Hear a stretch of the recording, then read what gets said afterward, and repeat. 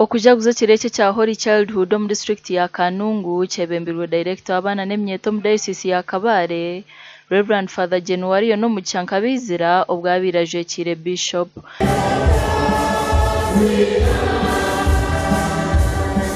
Father Nkabizira agire ngo kire kikatebwa papa rukwebembere kereziya okukijaguza buri mwaka n'egenderero cyo kwirukangira emyeto abaryo mu mbera mbe batari kwebasa twine ekituri kweta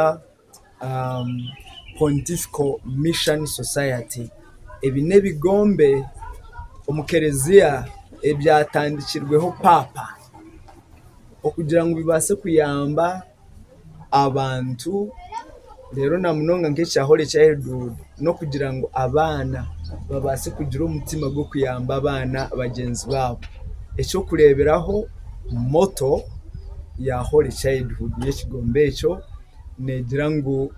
children helping children. Bamaha abana butugambire nabo bagize ngo kireki cy'abana kibegiso kwera batahi babo okuro mu ruhanga hamwe no kumanya ibigambo byo bwenje. Yeri zanke kiro cya Missionary Holy Childhood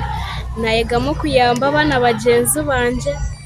bari nko mu kirasi batine pens nkabatiza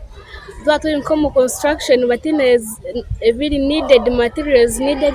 nkabayambisa byanje nangine galimentaro abana batine cyo kujwara abatine cyo kurya mukira kureba hine n'abantu abari kwandika za project bari kurondo buyambi bwo kuyamba nk'abana nangwa bumwe na bumwe na nekereziya nehandika iri kwenda kugira mundi nk'amashomera buyayamba okuyamba ni mureba na most dioceses if not all dioceses twine nka office ya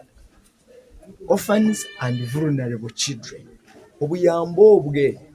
obw'abana ba diocese bari kutunga nibwo nk'obwo buri kuba ni burugaroma omugani makuru abebembezi bendengo zona bahigo kucinjira no kwehara bwinazo mirimo yabo babase kushoronse byo buhereza ebyagambo abanyadino mu ryantonde omukushabiri ihanga bwo bururu bwa ba chairman obutorekerire kulembeze waffe banange fena tuliba kulembeze ebyabanako bisigalenga byabanako tutwalira ebyabanako mu bibiru tutwalira amaziga g'abanako mu nkulakulanayo ojja kuba weesombedde olumbe lwotamanyi ezziga ly'omunaku terikala webazo yampa amaanyi Kristo Yesu mukama waffe kubanga yalowooza nga ne mwesigwa bwe yateeka mu buki obuweereza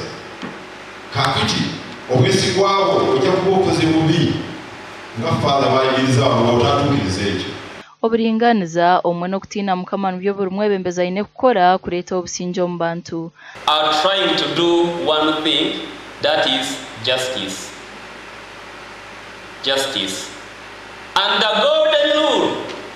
is the heart behind every good law. Before you approve that contract, ask yourself, if my mother, if my child, if my neighbor was waiting on this service, would I do it in the same way? Amakuru agasha kwa Hweza Wilfred na Sunday William.